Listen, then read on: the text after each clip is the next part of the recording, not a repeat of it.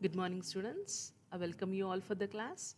Today, in this class, we are going to continue the topic of deadlocks. Fine. In the last class, we have seen regarding the introductory part of a deadlock, right? What do you mean by a deadlock, and what are the necessary conditions, for the system in order to have a deadlock? Fine. Let me brush up the things once again. Like, what do you mean by a deadlock in the sense? If the system got stuck, if the system is blocked without doing any of the action, we say that it is a deadlock. Fine. Suppose if I say here, as I have said you yesterday, here the process P1 is there and the process P2 is there. So P1 is having the resource R1 and P2 is having the resource R2, and P1 is requesting for R2 and P2 is requesting for R1. So if P1 releases R1, then P2 can complete its task. Or else, if P2 releases R2, then P1 completed its task. But P1 is not willing to release the resource R1 and P2 is not willing to release the resource R2. This condition we call it as a deadlock condition. Fine. So I have said you in the last class that there are four necessary conditions for a system to get into a deadlock. So what are the four necessary conditions in the sense? The first one is mutual exclusion. So what do you mean by mutual exclusion? Like only one system, one resource should be shared by only one system. Mutual exclusion in the sense out of many resources, we have some non-shareable resources also, right? So those non-shareable resources has to be used by only one system at a time. So that is mutual exclusion.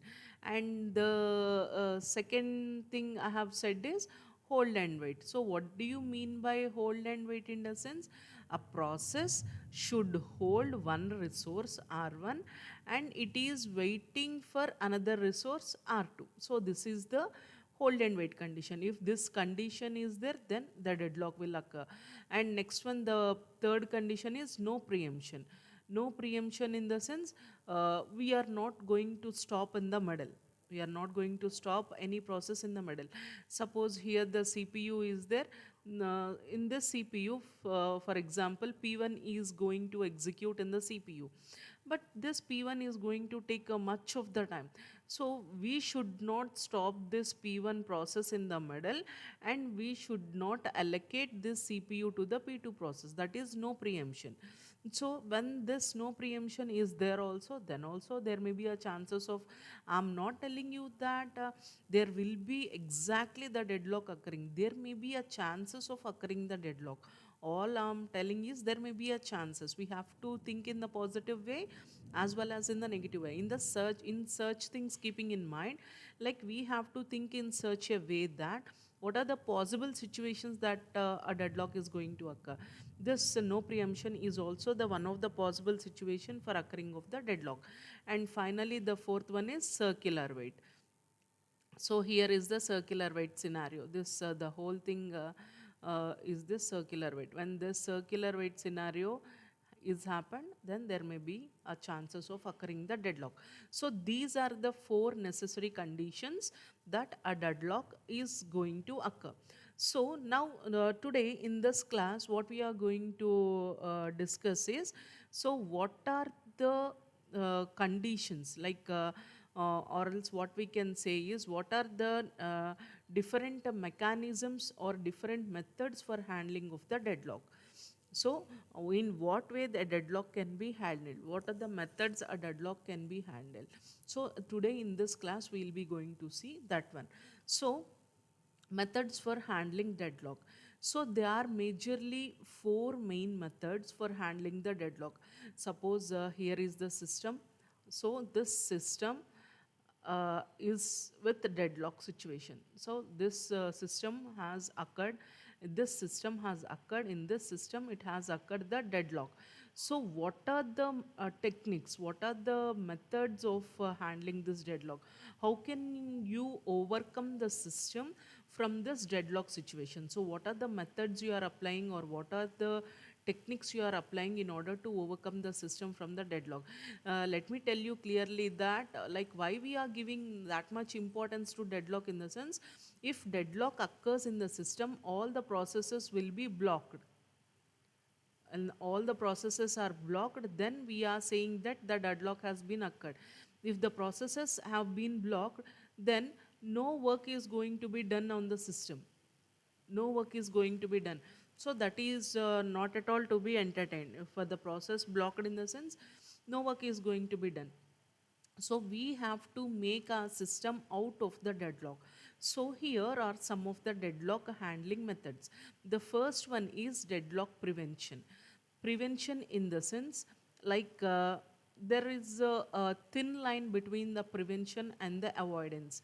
So prevention in the sense, before entering into the system, like this is the one. Prevention in the sense, before entering into the system, we have to take some measures so that deadlock will not at all occur into the system, so that our system is in safe state. So there will be a two states, there will be a two states, that is, first one is safe state and unsafe state. Safe state in the sense, no deadlock. Unsafe state in the sense, deadlock is there. Like prevention in the sense, what are the measures we have taken that the deadlock not entering into the system. So before only we have to take the measures, that we call it as a prevention. Avoidance in the sense, like avoidance means once the deadlock has entered in the system, how to avoid that deadlock system, how to avoid that problem. So that is avoidance. And detection and recovery in the sense, you have detected deadlock in your system and you are trying to recover the system from your deadlock. That is a avoidance, detection and recovery. Next, last one is deadlock ignorance. You have to ignore the deadlock, whether it may happen or not. You just feel that what you feel is deadlock will never occur in my system. So these are the different handling methods that can be used for the deadlock system. Fine. Suppose, for example, when you are going to talk regarding, like, let me take an example. Let me take an example, like you people are there. So I'll be going to compare these four situations, handling deadlock situations in your real life. Fine. So deadlock prevention in the sense, suppose, let me say that there are four category of students. Four categories of students. Fine. The first category of students is deadlock prevention. Prevention, how I'm applying to that is, like this first category of students, they want to study in IIT. So what they will do is, they'll be going to start preparing from months together. Previously, from months together, they are starting preparation for IIT. Why? Because in order to achieve, in order to reach their goal, the goal is in order to get seat in IIT campus. So for getting seat in IIT campus, what they'll be going to do is, they'll be going to work hard from the starting itself. So from the start, if you are going to work, then whatever the goal you have been kept in your mind, that goal you will be going to achieve. So those are the first category of students, that is deadlock prevention. Prevention in the sense, they are not at all letting their result to get down. So in order not to get the result get down, what they are doing, they are working hard from the starting itself in order to get the seat in IIT campus. So these are the first cadre of students. And when it comes to the second cadre of students, fine. When it comes to the second cadre of students, so these are the deadlock avoidance. Fine. So deadlock avoidance in the sense, how the second cadre students will be is, they don't have any such big goals, like they have to get the seat in IIT campus or something. Just a cut-off marks, that is 35 marks. Thus the pass marks is enough for them. If they got pass marks, then they are avoiding what? They are avoiding failure. These are the second category of students. So avoidance in the sense avoiding failure. They don't want to fail, but they have to pass. If they have to pass means they need not, they don't want to get 80% or 90%. They are just like they got the pass mark, that is the 35% pass mark, then they are in safe state. So that is the avoidance, avoiding of failure. So these are the second cadre of students. And the third cadre of students will be there. So detection and recovery. These third cadre students are they are below the 35 marks.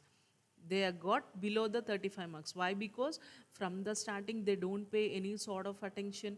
From the starting these people won't listen to the classes, let it, they'll enjoy like anything, and at the last they'll be below the deadline. So they'll be below the marks, that is the 35% marks.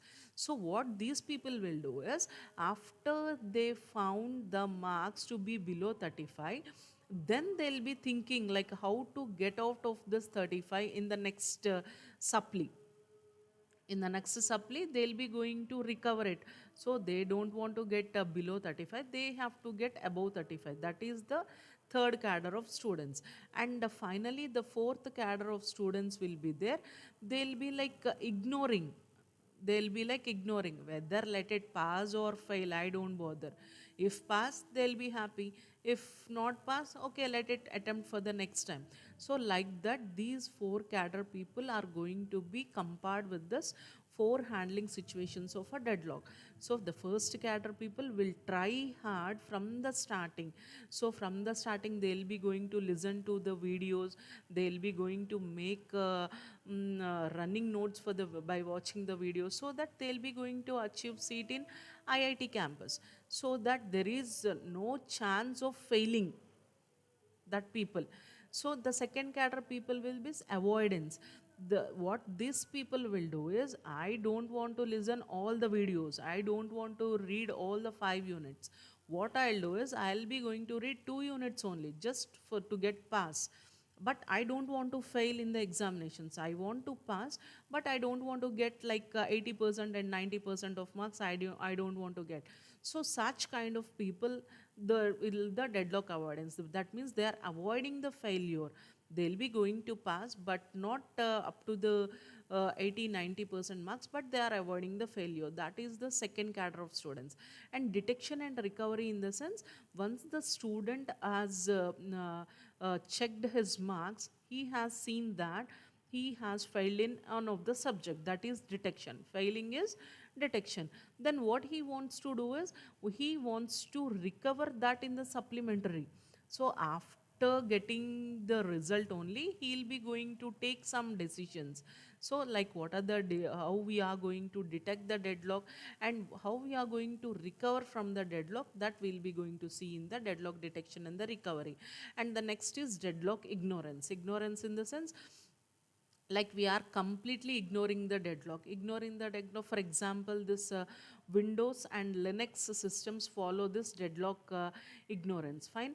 So Windows and Linux will follow this deadlock in ignorance. Why? Because so in our operating system,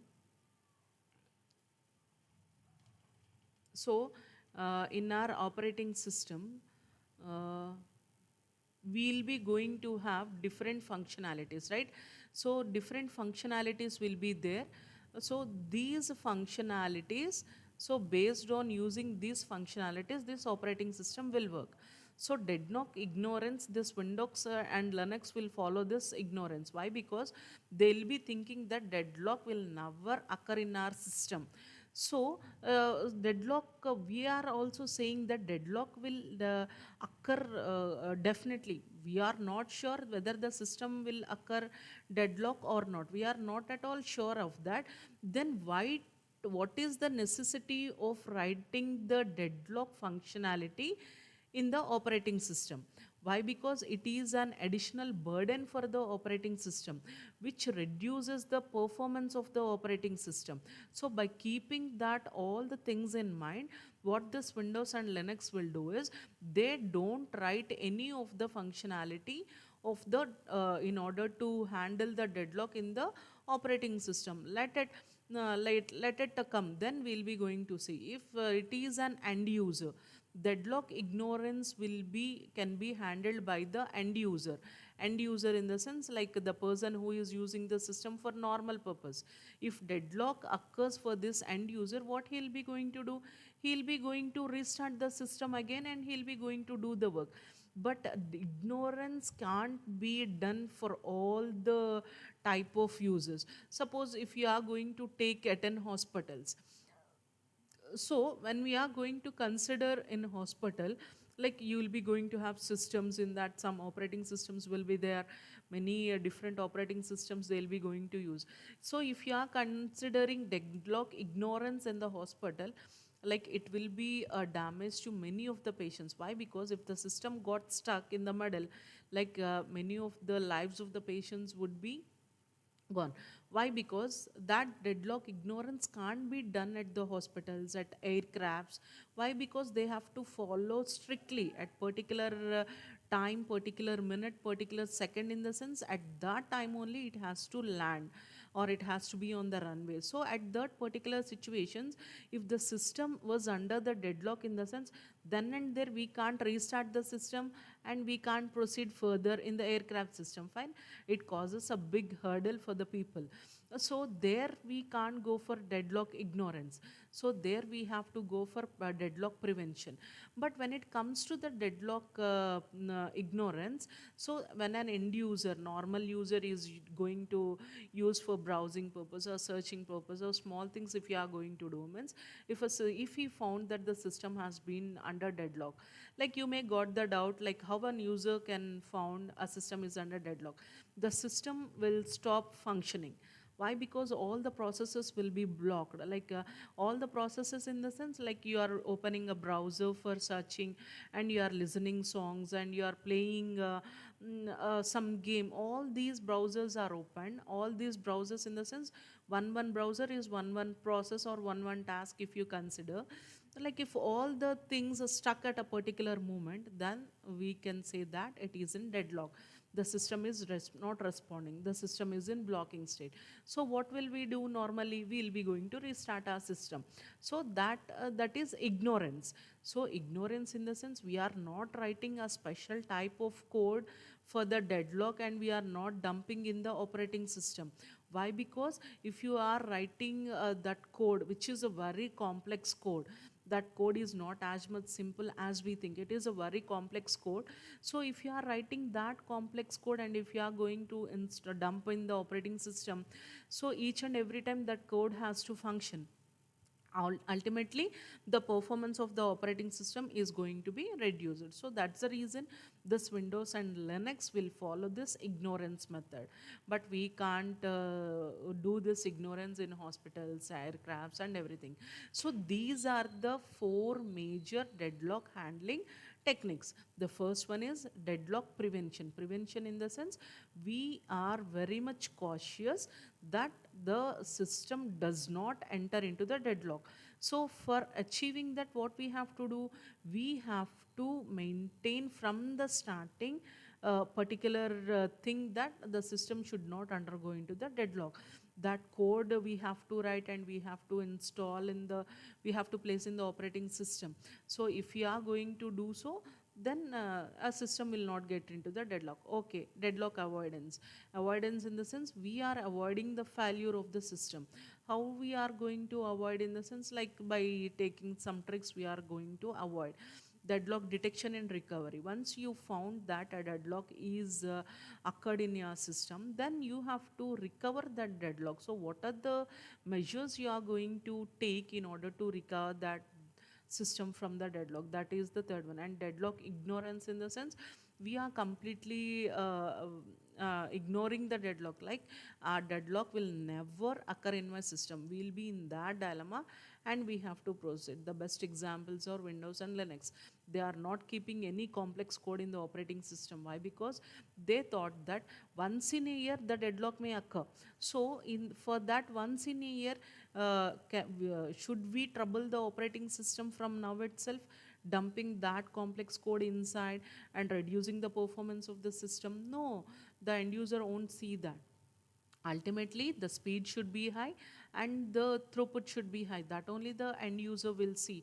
If the speed is reducing, in the sense, nobody will opt the that one. So that's the reason in Windows and Linux we don't we'll be following this deadlock ignorance. So these are the four major deadlock handling techniques, and today we'll be going to discuss the first one, that is the deadlock prevention.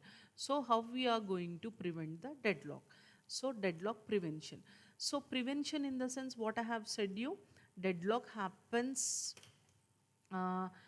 before entering into the system only. We have to prevent. So prevention, in the sense, from the starting we have to take certain measures that deadlock should not and will not enter into the system. So if a deadlock happens only when the deadlock will occur, so when the deadlock will occur, in the sense, so when the system is having mutual exclusion, hold and wait, no preemption, and circular wait simultaneously, then we are telling that a deadlock will occur into the system. So prevention, in the sense, we have to prevent the our system from the deadlock. Ultimately, what I mean to say is, we have to prevent our system from not getting these four conditions. Fine. Understand a bit, think a bit. So what I have said you is, when the four conditions are there, four necessary conditions are there. So what are the four necessary conditions? So here, mutual exclusion, hold and wait, no preemption, circular wait, and these are the four necessary conditions of a deadlock. If these four conditions are there, then the deadlock will happen. So deadlock, now we are going to talk regarding deadlock prevention. Prevention, in the sense, how I am preventing my system from deadlock, in the sense, like I have to make any one of the necessary condition not to occur. Either it may be no mutual exclusion, no like I have to say that no preemption that has to be done, or else no hold and wait, or no circular wait. If I make any one of the four to be not done, then my system is going to be in a safe situation. Understand clearly that a deadlock will occur into the system when these four things happen, that is mutual exclusion, hold and wait, no preemption, and circular wait. These four things are there, then the deadlock will occur. Now I want to prevent my system from the deadlock. What I have to do? I have to make false any one of the four, so that I can prevent my system from the deadlock. That means no mutual exclusion, recovery from mutual exclusion, recovery from hold and wait, recovery from no preemption, and recovery from circular wait. If any, not recovery, removal of no preemption, removal of mutual exclusion, removal of hold and wait, and removal of circular wait. So if any one of the thing I have removed, then I can say that my system is under the safe situation. So that it is going to be written here. Deadlock happens only when mutual exclusion, hold and wait, no preemption, and circular wait holds simultaneously. Fine. So when mutual exclusion is there, hold and wait is there, no preemption is there, and the circular wait is there, then the deadlock will occur. If it is possible to violate any of the four conditions, I am not telling you to violate all the four conditions. If any one of the condition, if you are going to violate, in the sense, then we can say that our system, we can prevent our system from the deadlock. The idea behind the approach is very simple, that we have to fail any one of the four conditions. Maybe we can fail mutual exclusion, we can fail hold and wait, we can fail no preemption, and we can fail circular wait. Any one of the four conditions, if you are failing, means then we can say that the system is free from the, we can prevent the system from the deadlock. So deadlock can be detected by the resource scheduler, as it keeps track of all the resources that are allocated to different processes. So we'll be going to get resource allocation graph will be there.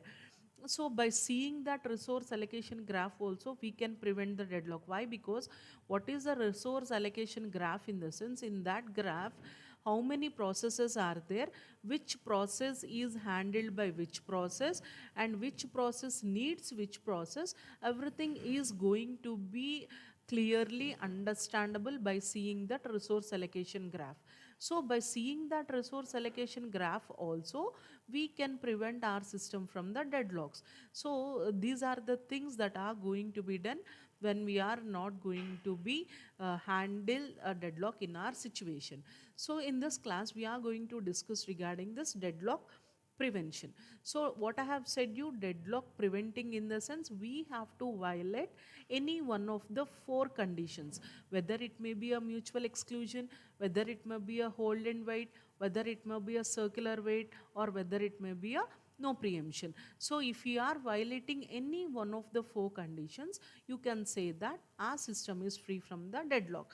And coming to the first one, so first one is removal of mutual exclusion. So I want to remove mutual exclusion. So what do you mean by mutual exclusion? In the sense, one of the resource, any one of the resource may be in non-shareable mode. So that is the mutual exclusion. So shared resources are, maybe files are the shared resources.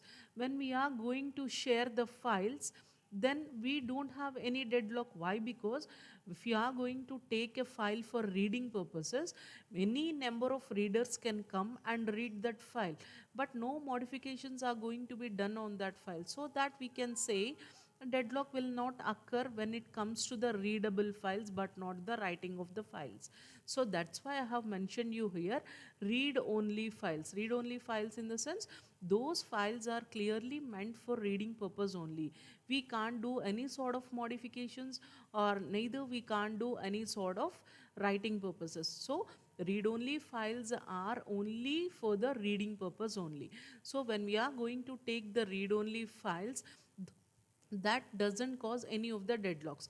Unfortunately, some resources such as printers and tape drivers requires exclusive access by single process. That is the condition. So if you are taking a printer, so if you are taking a printer, now the X process is taking the printouts. Now Y process came. This Y process also wants to use the printer.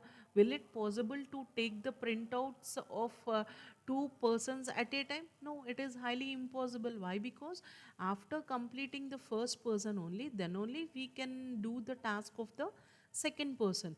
So here, that printer, we can't keep the printer in non-shareable mode. So shareable and non-shareable. This read-only files are shareable, non-shareable, shareable resources.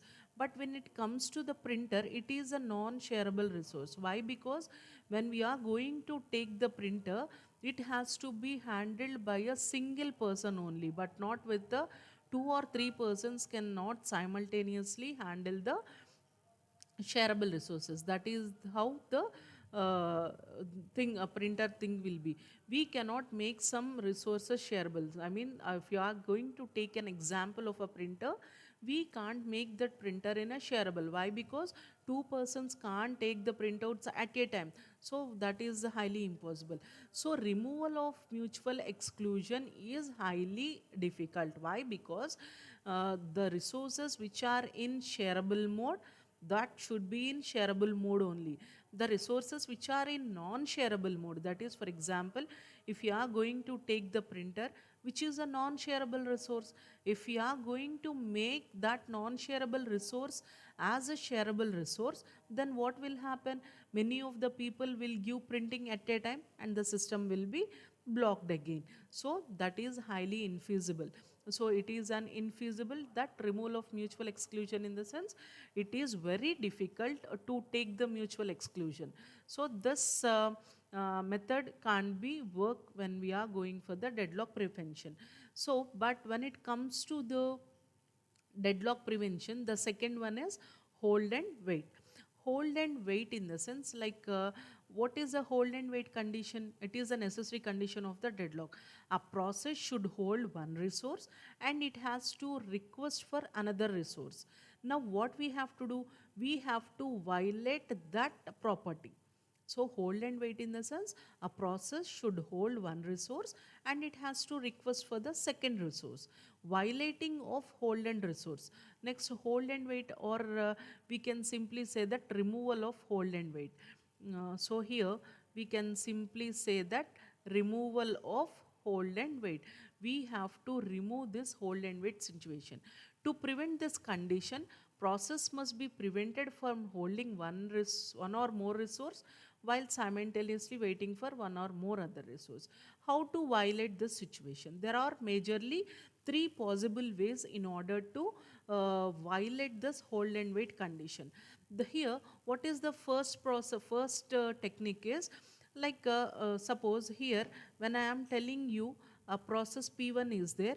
Process P1 is already having the resource R1 and it is requesting for R2. This is holding the resource R1 and waiting for resource R2. This we have to violate. So how we are going to violate all the things in the sense, what is the first case? What is the first case in the sense, if process P1 wants R1 and R2, what are the processes, what are the resources that P1 needs?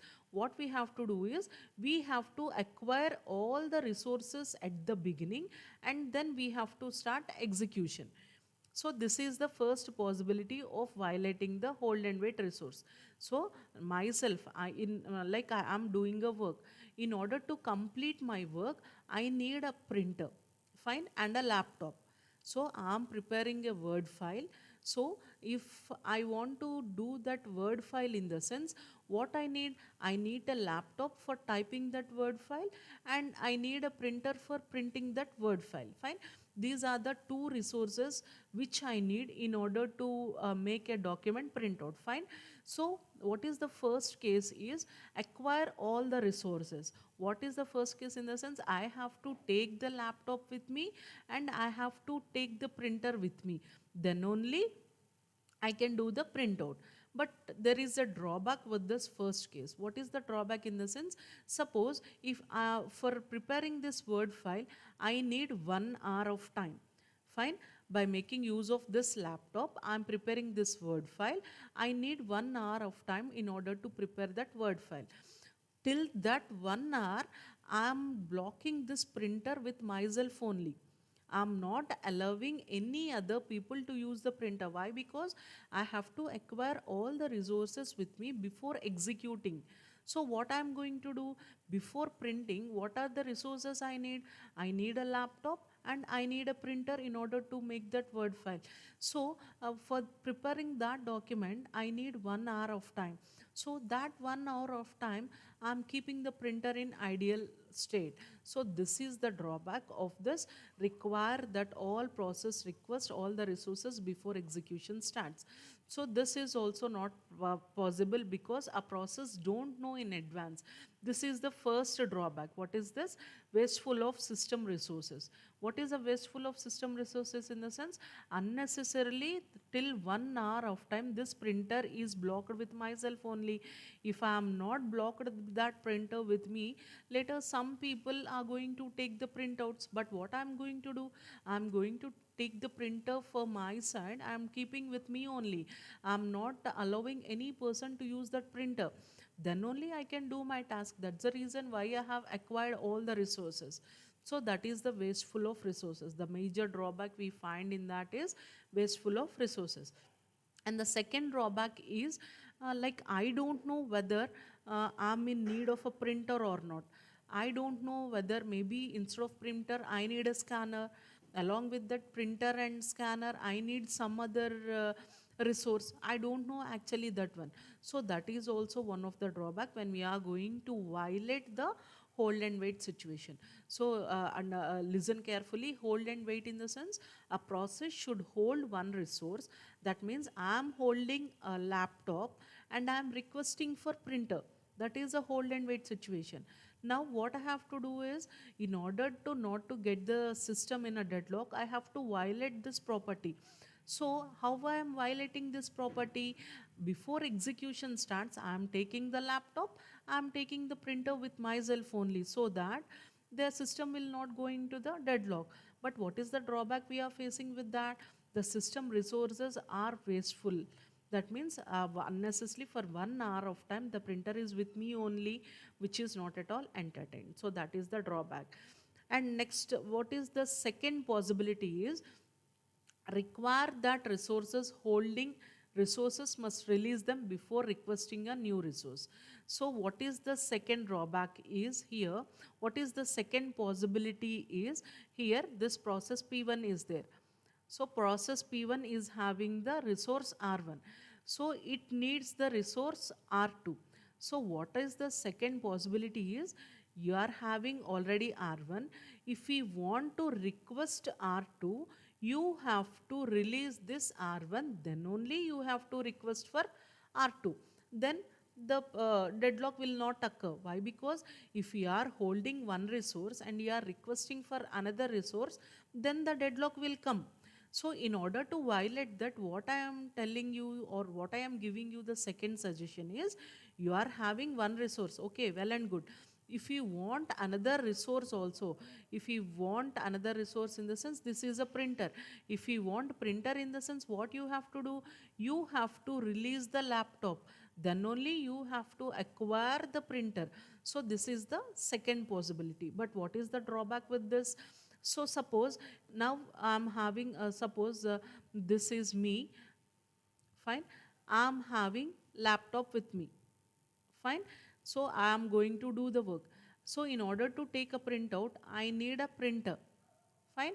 So what I have to do is in order to avoid the deadlock, so I'm having laptop and I need a printer. So before acquiring the printer, I have to release this laptop. So I have to release this laptop, then only I can acquire the printer. What is the drawback with this is the starvation problem will come. Why? Because so my task will complete when I'm having laptop plus printer. But what I have to do, I have done my task with the laptop. But in order to take a printout, I need a printer.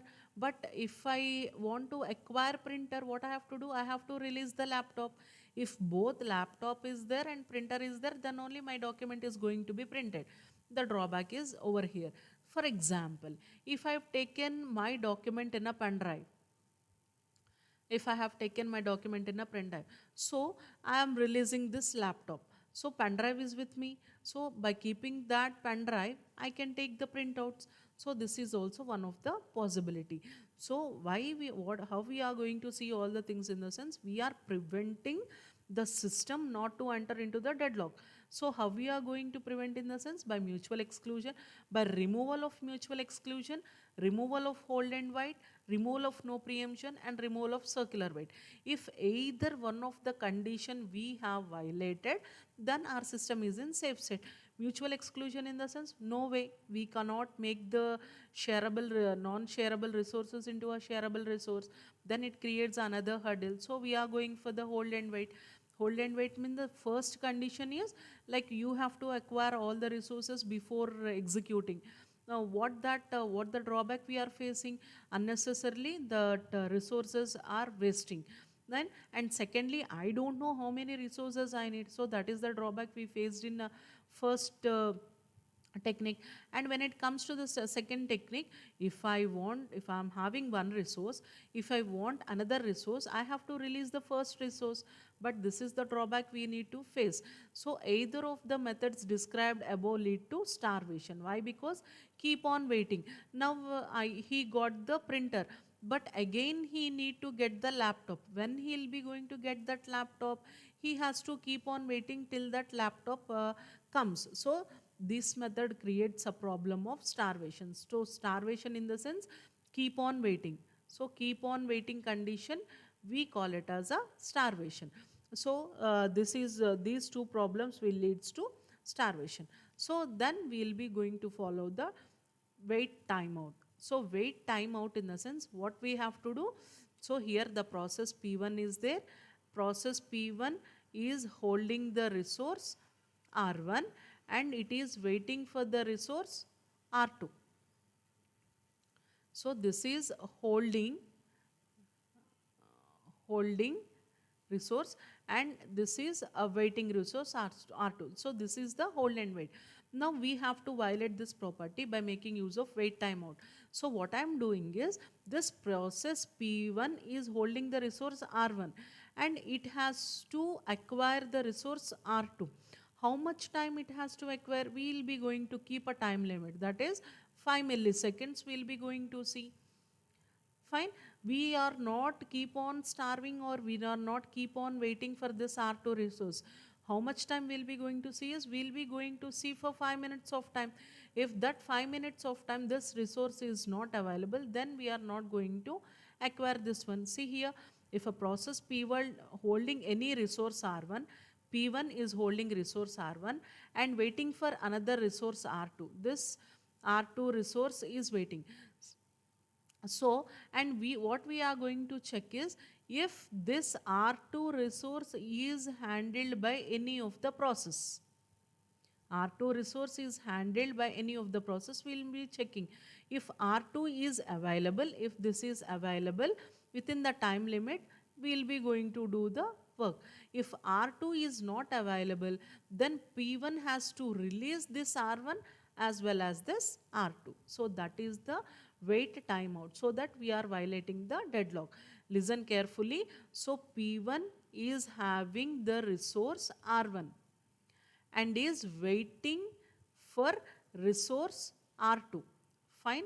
So here we are making wait timeout. So how much time it will wait is 5 milliseconds it has to wait.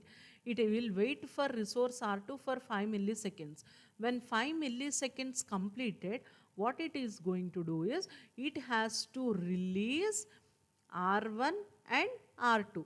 It has to release this R1 and it has to release this R2. So then this R1 can be utilized by any other process and this R2 can be utilized by any other process. And later on sometime again this P1 has to acquire R1 and P2 and R2. So this is how we are going to violate hold and wait, removal of hold and wait. We are violating that situation. We are not keeping one resource and we are not waiting for another resource. We are waiting for 5 minutes. In that 5 minutes, if the resource was not available, we are releasing the holding resource as well as we are releasing the resource that we are waiting. So by making use of this, we will be going to prevent the system from the deadlock. So this is the another method. And next one is the removal of no preemption. So no preemption in the sense, so first of all let me tell you what do you mean by no preemption. Fine. So no preemption in the sense, suppose this is the process P1. This process P1 is executing by the CPU now. So process P1 is executing by the CPU. So this process P1 will take 30 minutes of time.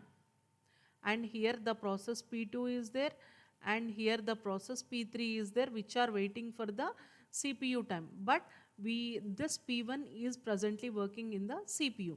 So no preemption in the sense, we should not forcibly remove this process P1 and we should not give it to the process P2.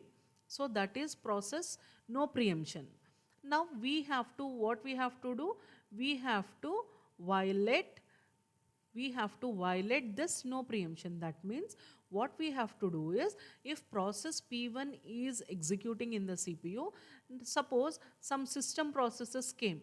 System processes means like these processes will have high priority. System processes will have high priority. Suppose this P3 is of a system process.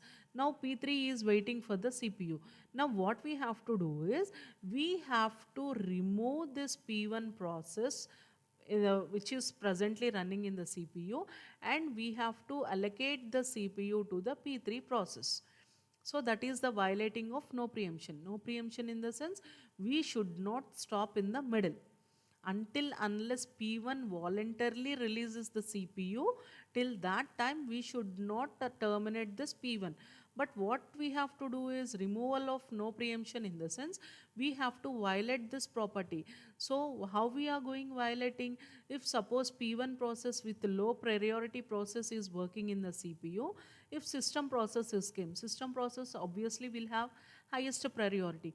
If system process P3 has came, in the sense we are preempting this process, that means terminating this process from the CPU, and we are allocating the P3 process to be currently executed by the CPU. Why? Because this P3 is a high priority process. P3 is a high priority process. So this is how we are going to violate the things. Fine. So when it comes to the suppose when it comes for the high priority, in the sense like you will be going to have much of the preference. Let me give an example for this. So for example, if this is the road, this road is all road is stuck with the traffic. Fine, the traffic is stuck. Fine. Now suddenly an ambulance came. Fine, suddenly an ambulance came. What we will be going to do? Everybody, whatever the traffic we are there, what we will be going to do is we'll be going to remove the traffic, and we'll be going to give the way for the ambulance to go. Fine. In the same manner, how many processes are there? Low priority process. When a high priority process came, in the sense this low priority process will wait, and this high priority process will proceed. So this is the example I can give for no preemption. So by violating that no preemption, we can prevent our system from the deadlock. Fine. And next one and the last one is the circular wait, removal of circular wait. So circular wait, what I have said regarding that circular wait. So what do you mean by a circular wait? In the sense, suppose P1 process is there and P2 process is there. And when it comes to the resources, R1 resource is there and R2 resource is there. So P1 is having R1 resource and waiting for R2. P2 is having R2 resource and waiting for R1. So this is the circular wait. So this waiting we call it as a circular wait. Now what we have to do? We have to violate this circular wait. So violation of circular wait. So how to violate this circular wait? So when we are going to talk regarding this circular wait, so what we have to do is we have to violate the. So how we are going to violate the circular wait? In the sense like here we'll be going to assign integer values,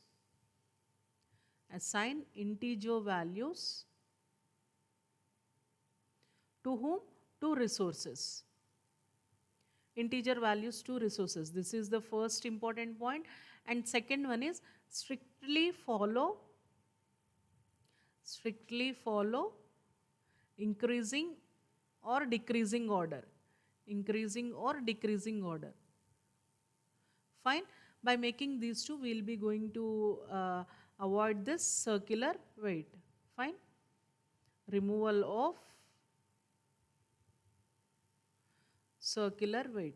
How we are going to remove the circular wait? In the sense we have to assign the integers values, resources a value. So how many resources are there? We have to assign integer values to those resources. And the second one is you have to follow strictly the ascending or descending order. Like for the resources, you have to follow in ascending or descending. And for suppose if you see the example of this removal of circular wait, suppose what I have said you is assign the integer values to the resources. So here I have assigned the integer values, that is printer I have assigned integer value 1, CPU 5, memory 6, CD drive 7. So these are the integer values that I have assigned for the resources. For suppose for P1, suppose if P1 wants CPU. So P1 wants CPU in the sense that means the number or if that number we are going to allocate is 5. Fine. So P1 wants a CPU, so that what is the number of the CPU, that is 5. Okay, that 5 is will be given to the P1. Suppose if P1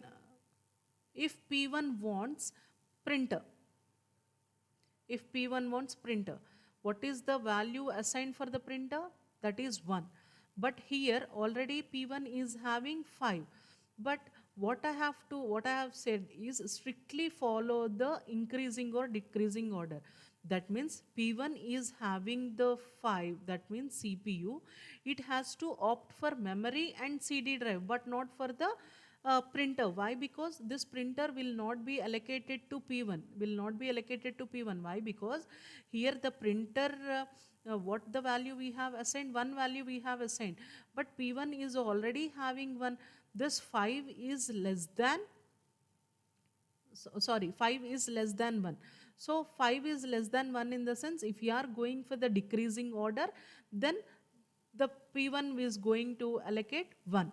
And for this is the first step. First step, P1 wants some CPU. CPU in the sense the number is 5, it has been allocated. Next one is P1 wants some printer. The number is 1. Why? Because the printer we have given the number 1. So this is also accepted. Why? Because 5 is less than 1. So we are following the decreasing order. So P1 will be allocated the printer also. And next, when we are going to have P1 is asking for 6. P1 is asking for memory again. What is the value of memory here? The memory of value is 6. But P1 is having the printer. This 1 is greater than, 1 is less than 6. Fine. So when we are going to have this 6 to be allocated, we will be going to allocate it. We will be going to allocate. Suppose if we are going to 1 is greater than 6 in the sense, then here for the 5 and 1 we have followed the decreasing order. When it comes to 1 and 6 we have to follow the increasing order. That's the reason this 6 will not be allocated to the printer. So that the circular weight we are not going to found. Circular weight in the sense like this the circle we have to find. So here P1, P2, P3 in the sense, so P1 is asking for P2, P2 asking for P3 and P3 again asking for P1. In order to break that circular weight, what we are going to do is we are giving the integer values to the resources, and those resources integer values we have to follow in strictly in increasing order or strictly in the decreasing order. So if P1 wants a CPU, then we will be going to give P1. Why? Because no other process is there. If P1 wants printer, we will be going that P1. Why? Because 5 is less than 1. Fine, 5 is greater than 1. So 5 is greater than 1 in the sense we are going to give this one. Again this P1 wants 6 in the sense, then again we will be going to check the consistency among the decreasing or the increasing order, so that we are going to violate this this circular weight condition. One big challenge in this scheme is determine the relating ordering of the different resources. What are the ordering of the resources we are having? So that is the main thing we have to see in the deadlock removal of circular weight. So these are the 4 conditions for the prevention of a system to get not to get into the deadlock. So here is the removal of circular weight. We have to remove the circular weight. How we are going to remove the circular weight in the sense? How we are going to remove circular weight in the sense? By giving integer values to the resources, and we have to strictly follow either in ascending order or in the descending order. If you are following ascending, descending, ascending, descending, then again it will make a circle. So not to make a circle, we have to follow either in ascending or descending order, and we have to remove the hold and wait condition.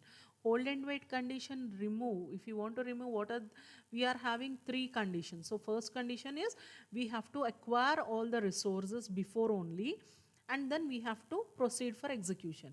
What is the drawback we are facing? If you are keeping all the resources with us for a much amount of time, the wastage of resources we are going to make. So that printer, nobody can't use the printer for 1 hour of time. So that is the wastage. And another thing is, I can't predict what are the resources that I am in need if I'm proceeding the execution. So that is the second case. So that is one of the thing. And the second condition is, if I'm having a resource and if I want to acquire another resource, in the sense I have to leave the previous resource. What it leads? It leads the starvation.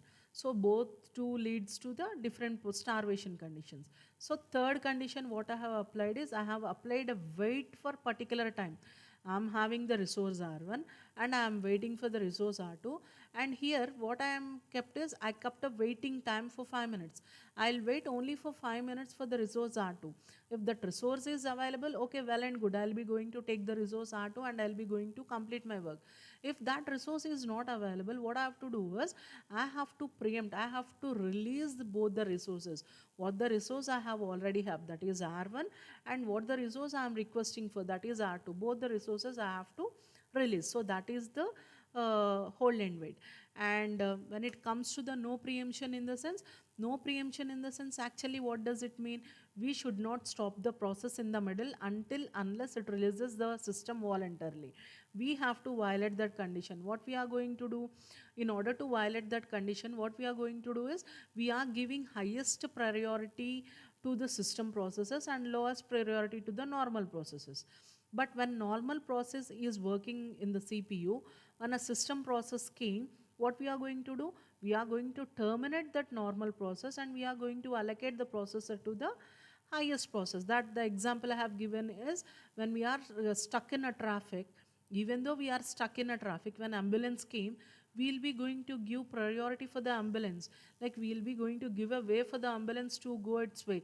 So this here, the ambulance is the system processes and all the traffic is the normal processes. Even though those many processes are waiting, but we give much of the importance for the ambulance, so that we give much of the importance for the system process, so that it will continue.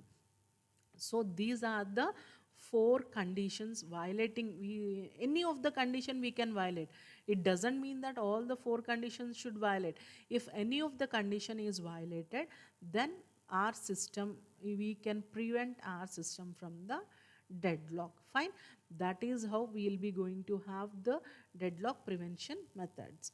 And that's all for today's students. And in the next class, we'll be going to proceed further with deadlock prevention completed, and the second stage of students, that is deadlock avoidance. How to avoid the failure. How to avoid the fail. So if I need a pass marks, then I'll be going to avoid the failure. Then in the second class, we'll be going to see the algorithm, like Banker's algorithm we'll be going to use for the avoidance of deadlock, and how we are going to make use of Banker's algorithm and how we are going to use the deadlock avoidance, we'll be going to see in the next class. And that's all for today, students. We'll meet you in the next class. Thank you. Have a nice day.